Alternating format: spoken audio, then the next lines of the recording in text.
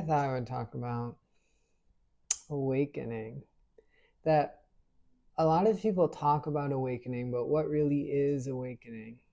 Some might say it's becoming more aware of who you are or the power of your choices or getting to know yourself on a deeper level. Some might say it's becoming aware of spirituality or starting their spiritual journey. And when I've been thinking about awakening, something that's become very clear to me lately is awakening to the realization of how much pain everyone is healing and moving through, that we've all survived trauma and abuse. Every single person you meet is on a healing journey. And the people that act the most atrocious, act the most arrogant,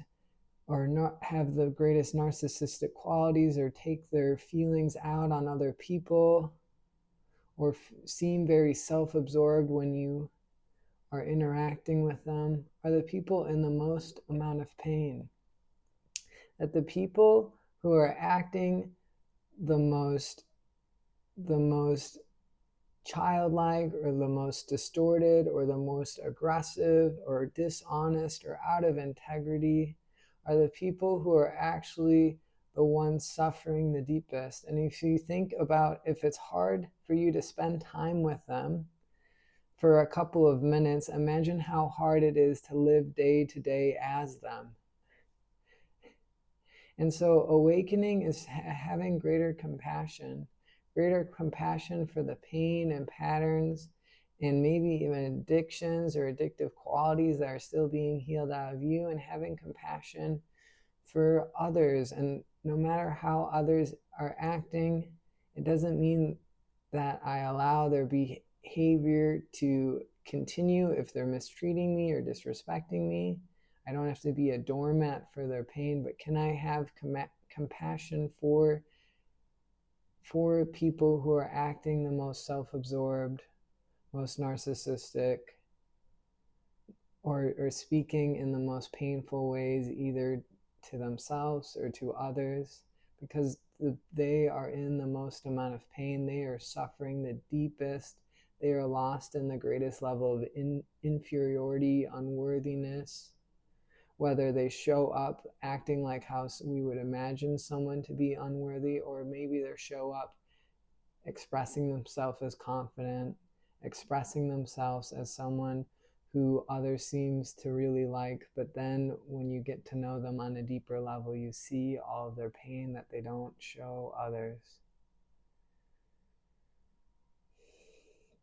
And so we have compassion not as a way of being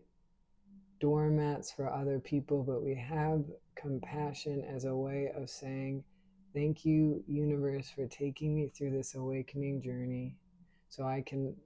as a reminder, as you bring me greater awareness, I use that awareness to send all greater love, including myself, including the people that I don't like, or the people who rub me the worst. The people who I say I want to get as far away from those people are the people that I can take a moment through my day to say, universe, angels, please send this person some love. Please heal this person before healing me, because I am aware that they are still harming themselves or harming others. And I'm in a space of greater peace where that isn't happening for me, or that isn't happening in my field. And so please heal this person before even healing me, as a way of creating greater peace and serenity within them that then ripples out and affects all those that they're connected to.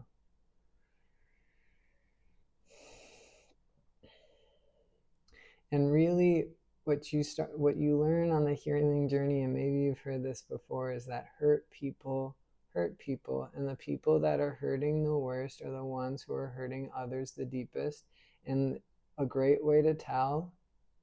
if someone is hurting or if someone is on the awakening journey is, are they unaware of the hurt that they are in? Because the people who are hurting the deepest are the most unaware of it, because The moment you become aware of your pain, the moment you become aware of the pain of others, is when that pain within you starts to be healed out of you. And the people who are hurting others are the least conscious of their pain.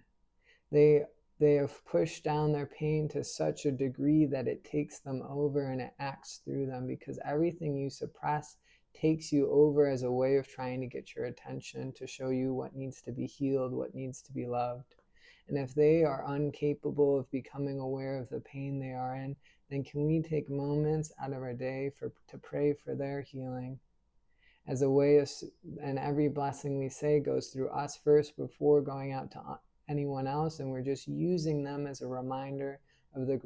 greater healing we'd like to bring onto the planet by the awareness and awakening journey we've been blessed to have, to then start to serve others, to help bring greater peace and togetherness to all. But if we really want to serve others, we can't live in service while still judging the predators or judging people who live in victimhood mentalities, because the people who need the greatest healing are often the greatest predators or the greatest victims, and they're the first ones that need to be healed in order for everyone to come together in community and togetherness. And so as we go through our day, can we take people who are acting absurd, acting arrogant, acting narcissistic, can't handle basic communication, and can we be the gift that their inner child, that their inner innocence that they've totally lost or buried within themselves by the pain they've endured but haven't faced yet? Can we take time to see the people who we don't like that we think are the most unconscious, and can we pray for their healing as a way of spreading greater healing to them, but also to us, because every blessing we send out passes through us first before going out to others. And the awakening journey is, I am so aware of my pain that I take the pain that I'm now aware of within myself and within others as a greater reason to take actions towards bringing greater freedom, greater healing to myself and others. And I use any pain I see in others as a reminder to either pray for their healing or care for myself even better. And as I show my body and my apartment the greatest care, I am anchoring greater care for the innocence within all hearts.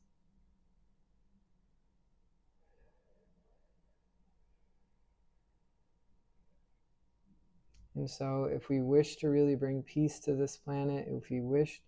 to help humanity come together, or help all remember the awakening journey they're destined to eventually enter, whether it's this lifetime or the next lifetime or 10 lifetimes from now, can we just take everyone's behavior as a reason or a reminder of the greater blessings and prayers we can send out to them, or send out to the world, or send out to all? And we use our feelings as our greatest reminders of the greater healing we can bring into the moment. And as we start to lead our life that way, we're reclaiming more and more of our power. And I'd like to end with, when we're meeting with people, when we're interacting with others, can we be the gift in the moment, whatever someone seems like they're lacking? Because we're always fulfilled off of how we show up, not how others are acting in our presence. And so if someone seems to be complaining a lot, or negative a lot, or seems to be forgetting their own value, can we take moments and just, either when we're texting them, hey, I just want you to know how valuable you are in my life. Or when we're in person with them, I just want you to know how valuable it was to share this meal with you, and you have such a beautiful presence. And we start to give people the gifts of what they seem they're lacking, because it's